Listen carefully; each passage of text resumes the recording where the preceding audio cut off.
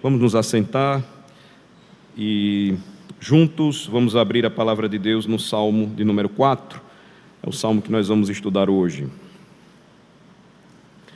Salmo de número 4.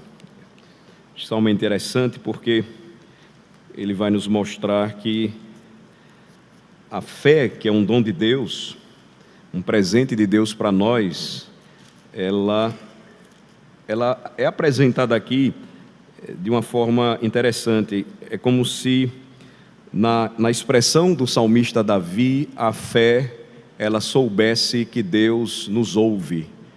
Ou seja, nós oramos e fazemos isso pela fé, e a fé, como um dom de Deus, ela nos confirma esta verdade preciosa, confirma em nosso coração que Deus, Ele nos ouve, Ele nos atende. E muitos creem que este Salmo de número 4, ele foi escrito por ocasião do mesmo problema enfrentado pelo salmista Davi no Salmo anterior.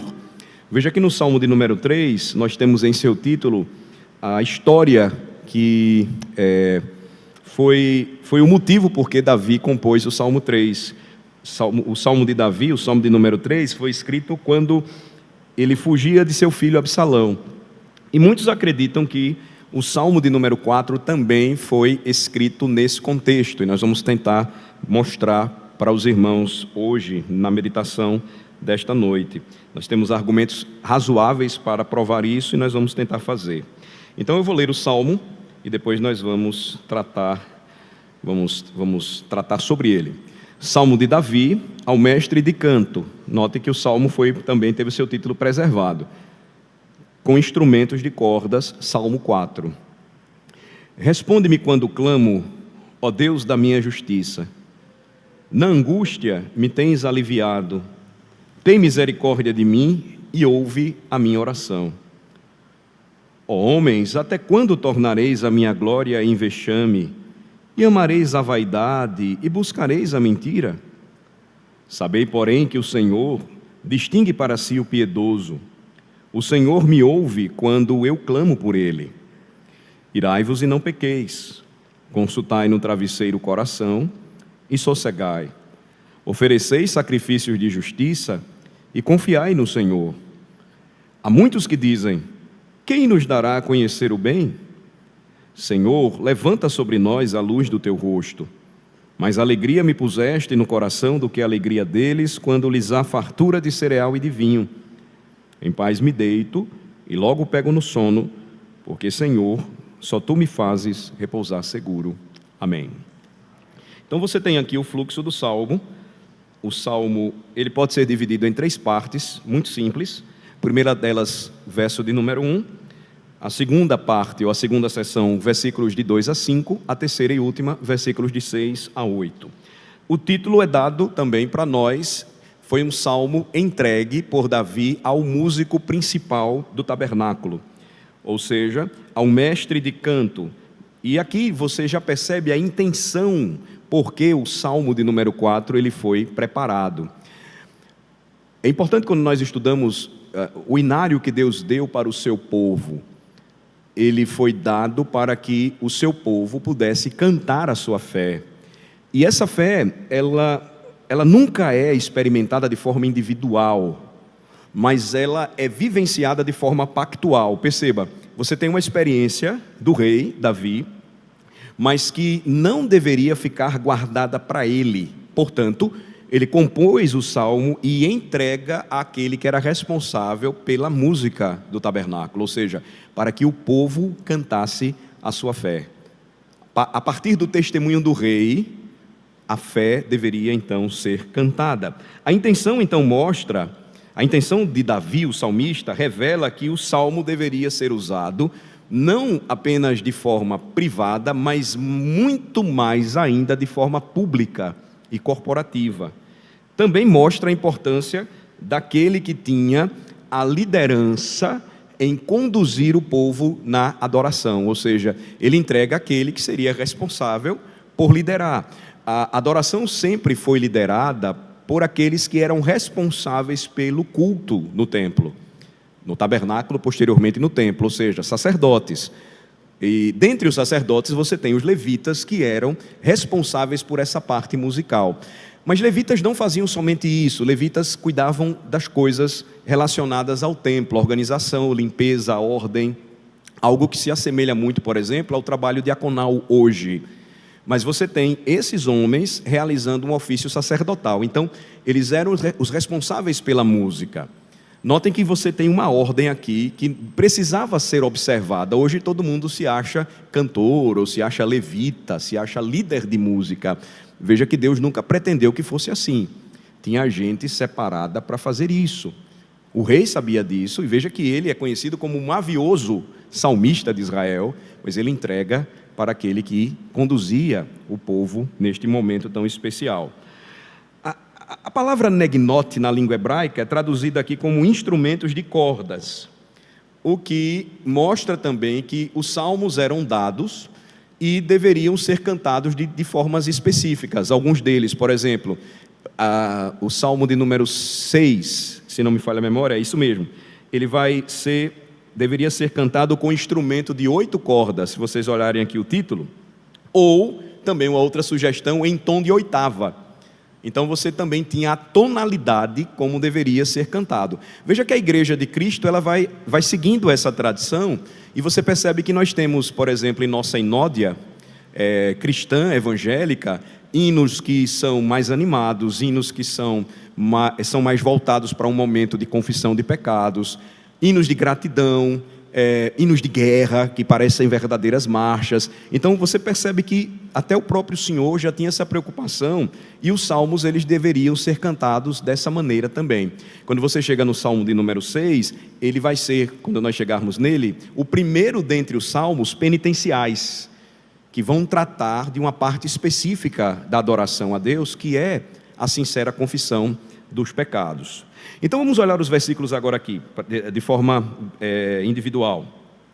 No verso 1, você vai encontrar a importância de como Davi ele iniciava cada salmo. Qual a importância do primeiro versículo aí? Observem, aqui você tem o clamor do salmista Davi. Ele vai clamar ao Senhor e ele vai chamá-lo de uma forma específica. Responde-me quando clamo, ó Deus da minha justiça. Veja que ele se dirige a Deus diante do que ele está passando, enfrentando, e ele vai chamá-lo de Deus da sua justiça. Aqui você tem duas verdades preciosas. A primeira delas é o atributo de Deus, que é a sua justiça. É uma das características da natureza autoperfeita do nosso Deus. Ele é justo, ele é chamado por Davi de a sua justiça. Então, porque Deus mesmo, ele é justo, Davi se dirige a ele, neste salmo, desta maneira. A segunda verdade é que Deus também, por ser justo, era a justiça do salmista Davi, ou do rei Davi. Então, ele se dirige ao Senhor em meio à crise, e ele vai revelar, neste primeiro versículo, a sua total dependência de Deus. Agora, observe com que base ele faz isso. Responde-me quando clamo, ó Deus da minha justiça, na angústia me tens aliviado. Em meio a essa crise atual, ele vai recorrer a Deus em oração, e essa oração, lembre-se, ela sempre está associada ao canto, na adoração do povo de Deus, e ele vai fazer isso dependendo do que Deus já fez por ele no passado. Então, toda vez que a gente orar, a gente precisa ter essa consciência de que devemos nos dirigir a Deus segundo os seus atributos. Por exemplo, aqui Davi reconhece o atributo da justiça de Deus. Responde-me quando clamo, ó Deus da minha justiça. E devemos fazer isso com base no que nós já experimentamos no passado. Por que ele tem confiança em orar a Deus desse modo? Porque na angústia, o Senhor tem me aliviado. O Senhor já fez isso por mim. Ou seja, a libertação que ele experimentou no passado se torna o fundamento sólido para o servo de Deus clamar pela libertação no presente. Então, o povo de Deus não pode esquecer a sua história. Vamos supor que você não passou, por um momento, você não passou ainda pelo tipo de provação que você está enfrentando hoje. mas alguém do povo de Deus, quer seja na congregação que você está, quer seja em outra igreja que você conhece, quer seja na sua família, ou na história bíblica ou eclesiástica, já passou por isso. Então, quando você ora com base nisso. O Senhor já fez isso no passado. Fez por mim, ou fez por meu pai, por minha mãe, por meus irmãos. O Senhor já fez. Por isso eu estou pedindo ao Senhor que atenda a minha súplica.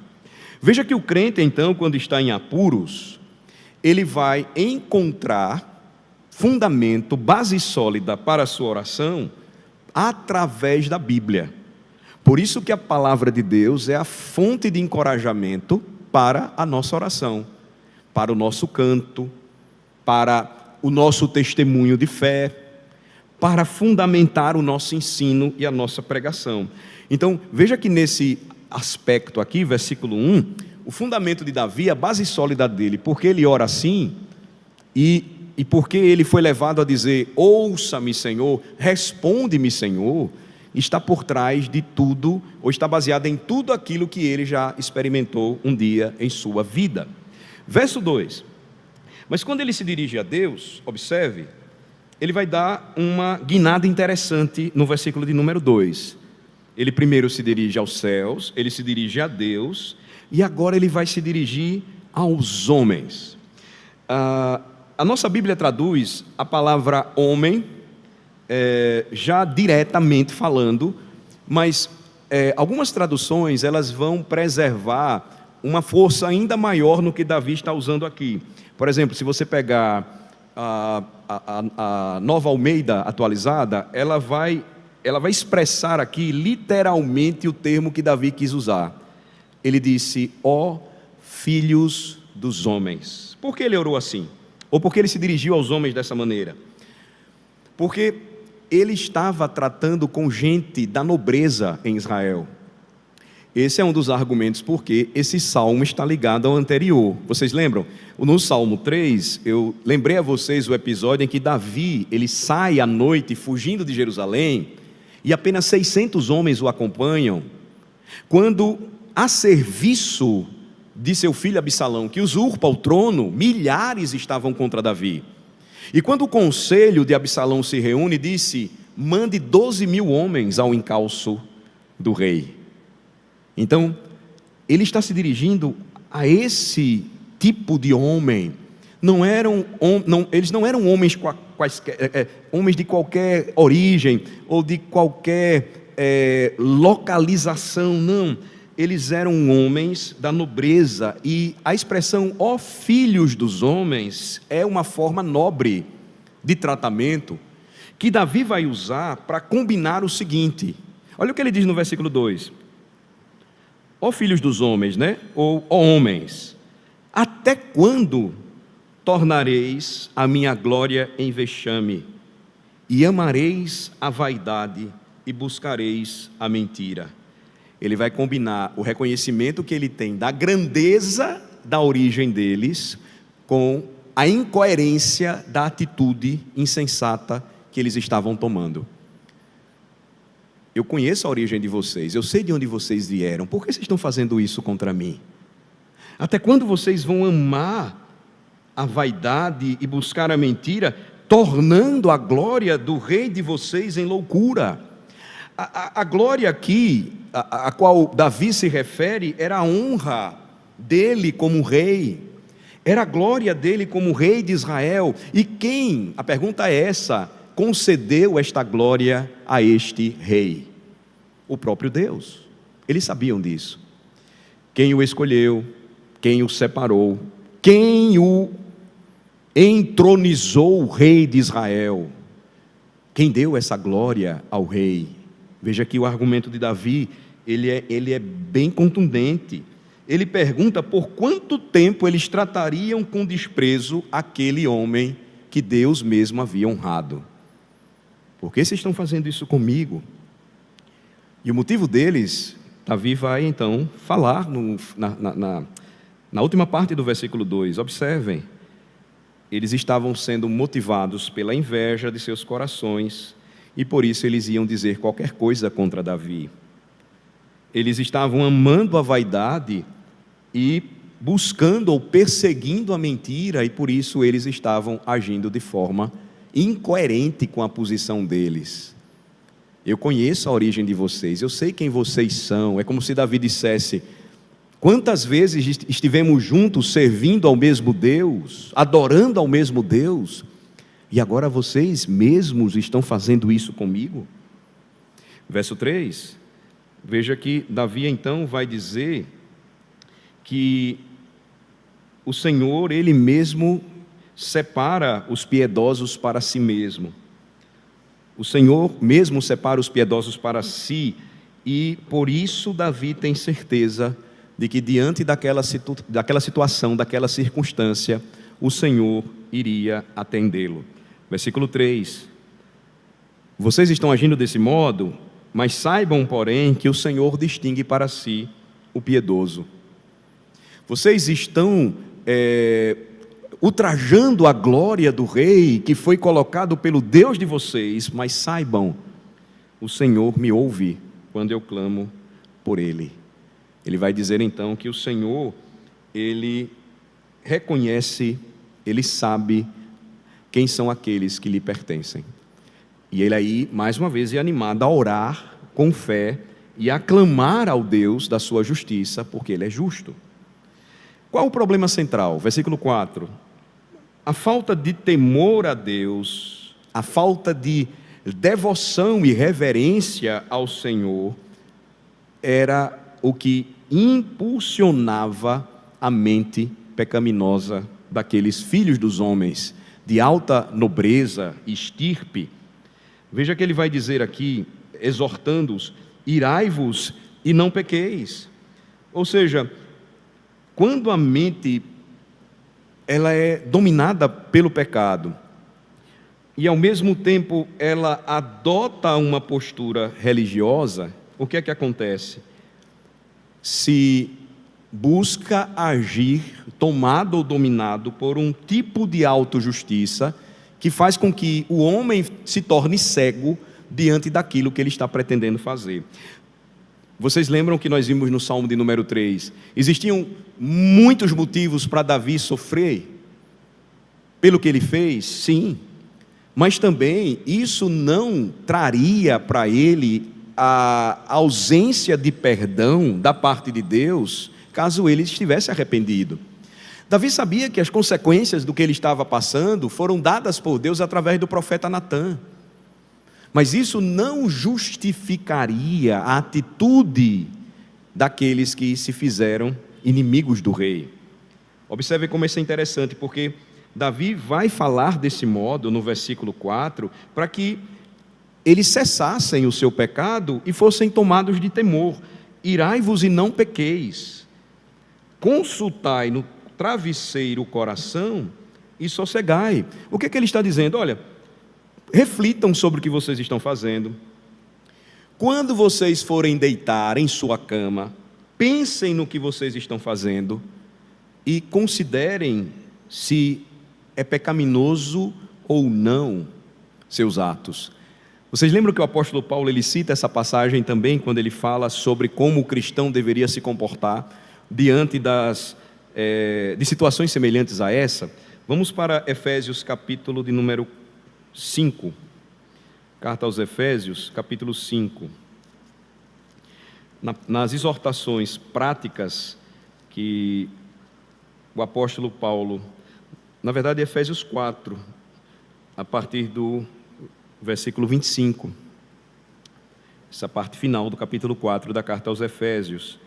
Veja que antes ele vai falar sobre renovação no espírito do entendimento, que o cristão deve ter, no versículo 23, versículo 24, no revestir-se do novo homem criado segundo Deus, em justiça e retidão procedentes da verdade.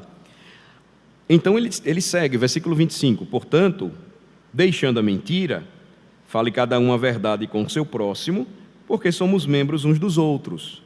Irai-vos e não pequeis, não se ponha o sol sobre a vossa ira, nem deis lugar ao diabo. Quando Paulo faz então a mesma citação, ele está lembrando que Todo cristão precisa cuidar de seu coração e, ao deitar, no final do dia, deve refletir se as suas palavras, se as suas atitudes refletiram de fato a justiça de Deus, naquilo que realizaram.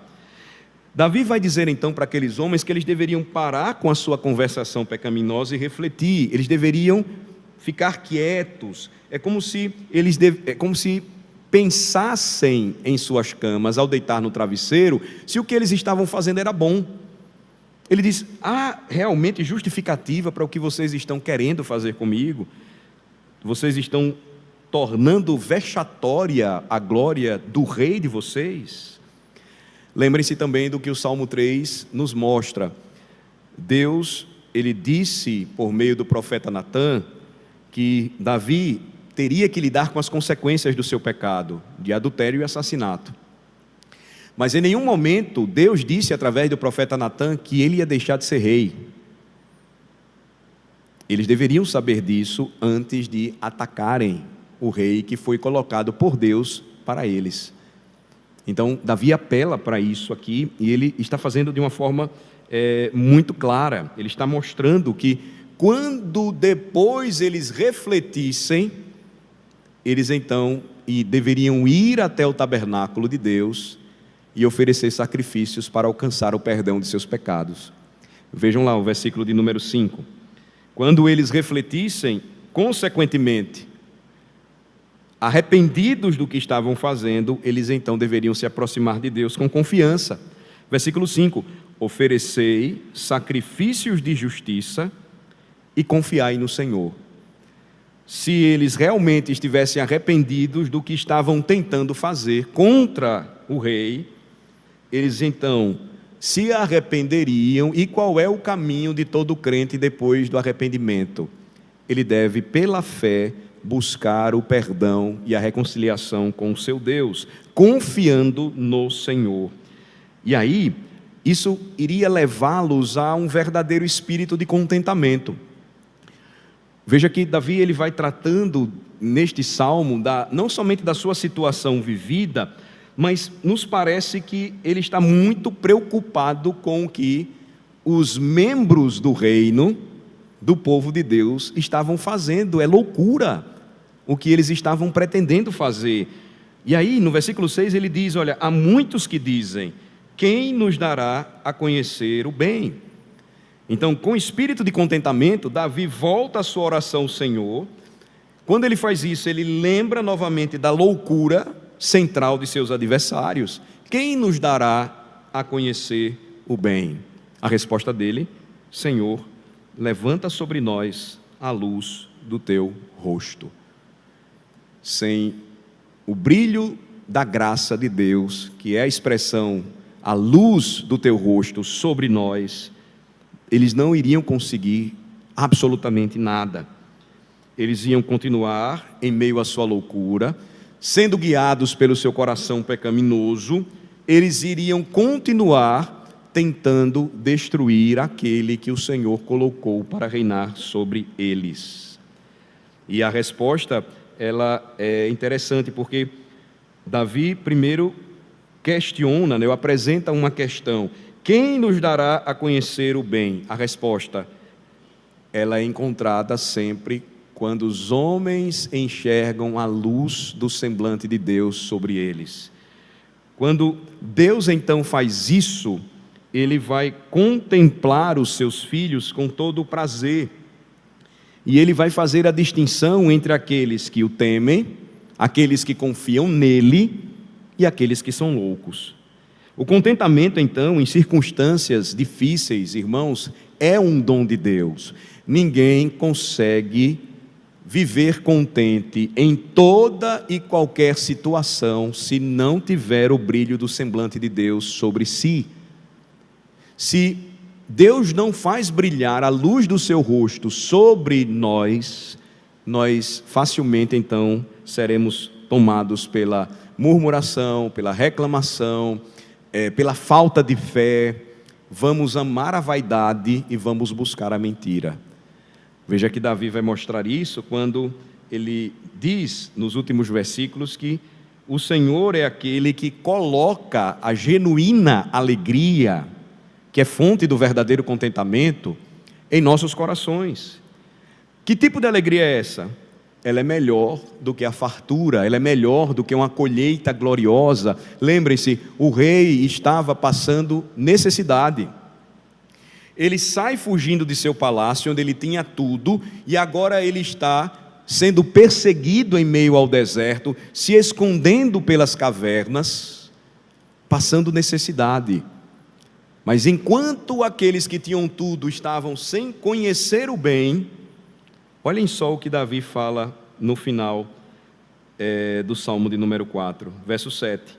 Mais alegria me puseste no coração do que a alegria deles, quando lhes há fartura de cereal e de vinho. E aí, nesta condição de alegre confiança, ele experimenta aquilo que o Salmo 4 chama de o sono do justo. Enquanto ele diz no versículo de número 4, consultem no travesseiro o coração de vocês e sosseguem, descansem em Deus, ele já sabia o significado disso, porque ele já descansava no Senhor. Primeiro, a alegria, fonte do genuíno contentamento, ele possuía, e ele diz, em meu coração, mais do que a alegria deles quando tem tudo. E isso fazia com que ele todas as noites deitasse e logo pegasse no sono. Isso aqui se soma ao que nós já vimos no Salmo de número 3. No Salmo de número 3, o salmista então diz, verso 5, deito-me e pego no sono, acordo porque o Senhor me sustenta. Em meio à perseguição, Davi encontrava tempo para dormir. E aqui a ideia de que ele dormia mesmo. Enquanto ele tinha ao seu redor homens que estavam guardando e protegendo o rei, o que fazia com que Davi dormisse não eram 600 homens que o acompanharam naquele exílio temporário, mas era o fato de que o Senhor o sustentava. Ele podia deitar, pegar no sono e depois acordar e seguir adiante. Veja como o Salmo de número 4 também encerra. Ele tinha mais alegria, mesmo não tendo nada, e ele também podia logo deitar e pegar no sono, porque o Senhor, somente o Senhor, fazia o rei repousar com segurança. Todo crente pode descansar e dormir com segurança se ele aprender isso. Isso é um exercício de fé. O mundo vai dar diversas opções para você. Eu só durmo bem se eu me levantar à noite e assaltar a geladeira. Eu só durmo bem se eu tomar alguma coisa antes de dormir. Eu só durmo bem, eu não durmo sem o meu remedinho. São paliativos da vida. Eles se tornam necessários porque nós os tornamos necessários para a nossa vida. Eu não estou dizendo que é falta de fé quando nós fazemos uso de algumas coisas que Deus nos dá para o nosso descanso, para o nosso relaxamento, mas colocar o coração nisso não termina bem. Basta tirar e você sabe o que acontece. Imagine se por um momento você não tem condição de ter mais nada disso e a sua colheita então ela fica escassa e o seu travesseiro vira uma pedra. O verso 8, ainda continuará real para você ou somente quando você tem tudo? Essa é a grande questão. Não é fácil para ninguém, porque cada um sabe a medida do seu sofrimento, da adversidade que experimenta, dos problemas que tem. Mas o Salmo de hoje nos lembra que o nosso Deus é o mesmo. Hebreus 13, Jesus Cristo é o mesmo ontem, hoje e sempre. Depende muito de como nós enxergamos tudo isso e de como nós encaramos tudo isso.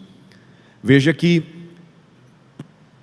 de fato, o apóstolo Paulo conhecia muito bem o Salmo 4.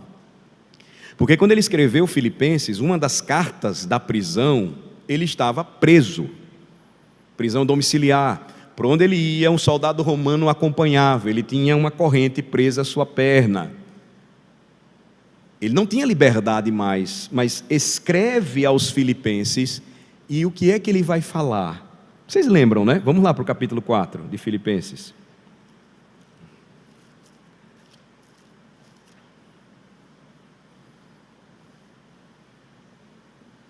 versículo 10.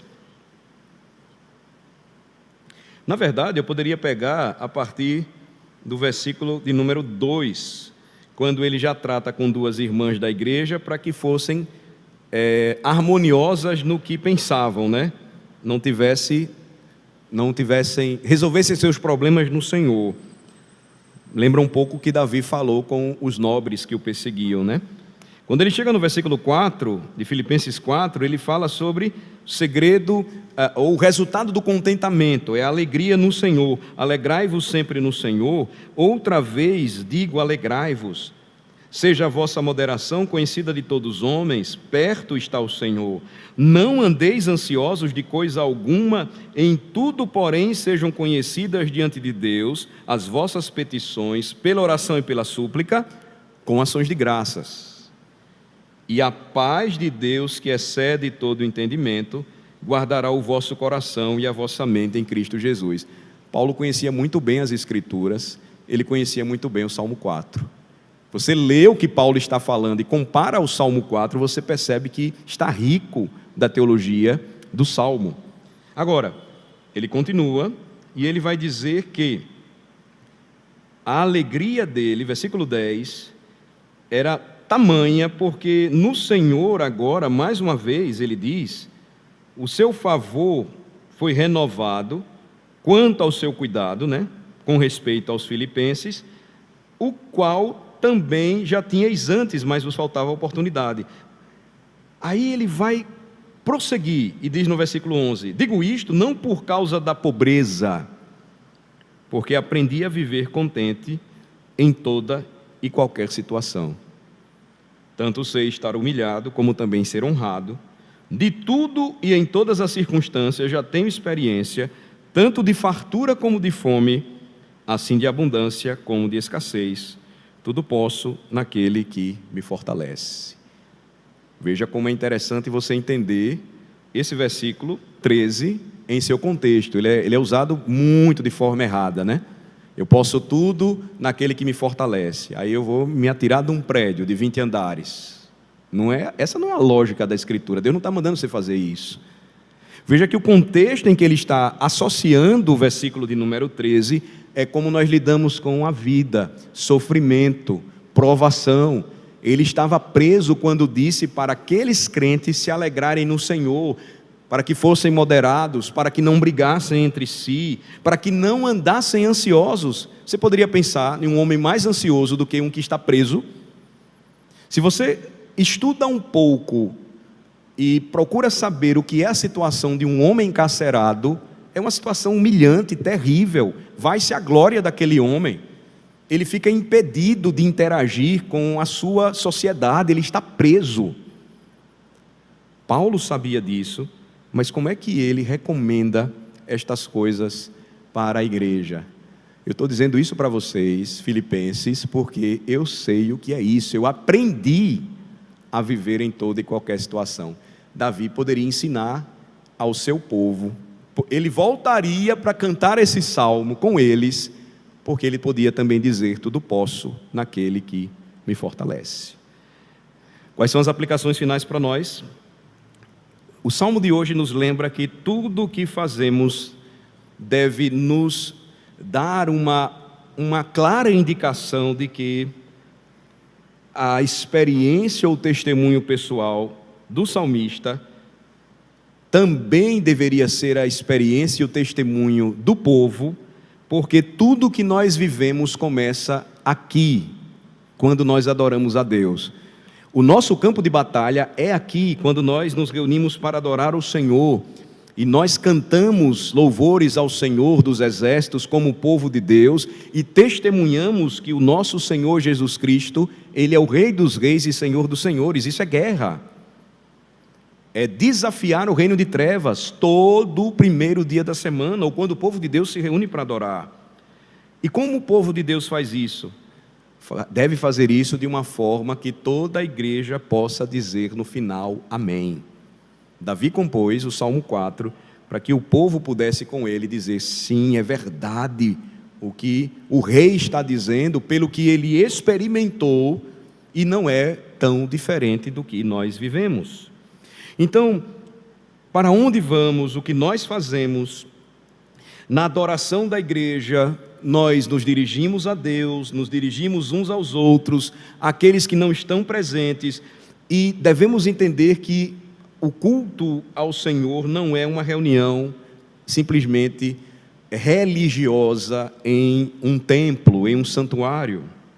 Adoração, quando o povo de Deus entende a sua força, se torna um instrumento mortal nas mãos de Deus. Anuncia vida e morte, céu e inferno, anuncia o retorno glorioso do Rei. Imagine, irmãos, somente no dia de ontem, em nosso estado, aquilo que motiva ou move os corações dos homens pôde reunir mais de 55 mil pessoas. No século XIX, pelo menos metade desse número se reunia apenas em uma igreja em Londres, quando o povo entendia o significado da adoração. Hoje, infelizmente, não somente lá, mas aqui também em nosso país, cada vez mais esse conceito tem ficado empobrecido. E qual é a consequência disso? Nós perdemos muito do que o Senhor promete nos dar quando nós nos reunimos para adorá-lo. A baixa frequência nos cultos, nas reuniões, tem crescido à medida em que o nosso coração ele é motivado muito mais por aquilo que nós achamos vai suprir ou vai trazer contentamento para a nossa alma. Veja que os homens que estão numa condição não convertida, eles vão amar mais a vaidade e vão buscar mais a falsidade. Mas o Salmo 4 nos lembra como isso perigosamente também pode estar dentro da igreja. As mentiras são como as moedas que Satanás lança no meio da igreja para que os crentes tomem e recolham. E lembrem-se, mentiras contadas pelo diabo nunca são apresentadas como mentiras. Se tu és o filho de Deus, faça isso ou faça aquilo. Se tu és o filho de Deus, faça isso ou faça aquilo, porque a Bíblia diz. É como Satanás age. É assim que ele espalha às vezes as mentiras no meio da igreja. Quem nos dará a conhecer o bem? Foi a mentira que Satanás colocou no coração daqueles homens que agora haviam deixado de confiar no Senhor e estavam perseguindo e querendo matar o seu próprio rei. Pode parecer uma pergunta razoável, não é verdade? Mas ela não era. Davi vai responder, por que não era? Porque eles conheciam quem é a fonte de todo o bem, quem concede ao homem o verdadeiro conhecimento daquilo que é bom, perfeito e agradável. Portanto, veja que aqui o Salmo nos apresenta uma colisão necessária. Se a verdadeira adoração provoca essa guerra, e se os homens em seus pecados se opõem a tudo aquilo que é bom, então um compromisso da parte da igreja que faça com que tudo seja confortável, não pode ser uma possibilidade para nós. Então, finalmente, qual é a questão fundamental aqui, para a gente encerrar? Duas. A primeira delas é que o Salmo de número 4 nos lembra que Deus sempre ouvirá. Davi ora com base nisso. Quando oferecemos a Deus nossas orações com base na palavra de Deus, tanto quanto podemos, Ele ouve as nossas orações e Ele ouve o nosso canto. Por isso que o que cantamos deve refletir aquilo que cremos. A igreja de Cristo hoje não está sendo ouvida porque está cantando algo que Deus não quer ouvir. Isso é muito sério. Basta você observar o que está sendo cantado hoje em muitas igrejas. Deus não quer ouvir isso. Não se fala da glória dele, não se fala do juízo final, não se fala de Cristo como o Senhor de toda a terra, não se exorta os pecadores ao arrependimento, mas o Senhor é muito mais retratado de forma romântica, como se fosse apenas um namorado da igreja. Ele é o noivo, ele é o noivo. Quando nós entendemos isso e assimilamos a palavra de Deus e falamos com Deus, depois de entender a palavra, nós vamos orar corretamente e vamos cantar corretamente. E nós vamos entender então que Deus nos escuta, Deus nos ouve. Então, essa é a primeira verdade conclusiva: Deus ouvirá. A segunda e última, eu disse introdutoriamente, é que a fé sabe que Deus ouve. Por isso que nós não podemos desprezar a nossa fé. É por isso que nós podemos orar e cantar as nossas orações com uma confiança sobrenatural. Quando tudo parecer sem esperança, quando tudo parecer não mostrar para nós uma luz no fim do túnel, nós devemos lembrar que a fé, ela sempre vai nos lembrar que Deus sabe de tudo o que precisamos. E qual é o resultado prático disso? Em paz me deito e logo pego no sono, porque só tu, Senhor, me fazes repousar seguro. Esse tem sido, por muitas famílias, o versículo ensinado aos filhos de pequenininho. Lembro que este foi o primeiro versículo que ensinamos para a nossa filha em casa, quando ela era pequena, para decorar e dizer antes de dormir. Esse deve ser um versículo que deve acompanhar a trajetória e a vida de fé de todo o povo de Deus. Quando a sua confiança for abalada, quando o sofrimento parecer maior do que o nosso Senhor, nós devemos orar como Davi: responde-me quando clamo, ó Deus da minha justiça, porque na angústia tu tens me aliviado. Vamos orar. Nosso Deus e Pai, bendizemos o Teu nome pelo estudo da Tua palavra e pelo que o Salmo de número 4 nos ensina nesta noite. É precioso, Senhor, para nós meditarmos sobre os salmos da Bíblia e percebermos quanta doutrina a respeito dos atributos de Deus, da sua providência, eternos decretos, do seu pacto com o seu povo, de como tudo isso apontava para o nosso Redentor, de como essas verdades gloriosas, elas estão conectadas com toda a Bíblia, como tudo isso é precioso, Senhor, para a nossa fé, para vivermos, ó Senhor, de forma confiante, dependente no Senhor, sabendo que quanto mais entendemos a importância do que fazemos juntos quando Te adoramos, mais somos fortalecidos e lembramos que o Senhor sempre nos ouvirá, porque a fé sabe que o Senhor ouve.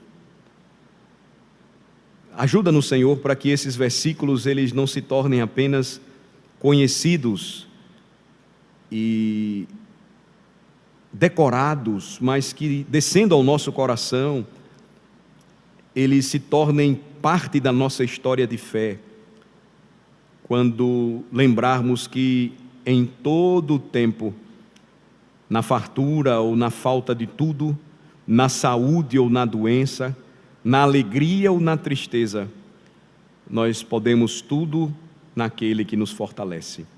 Abençoa-nos, Senhor, e agora, quando vamos orar mais uma vez, que possamos experimentar tudo isso juntos. Em nome de Jesus oramos. Amém.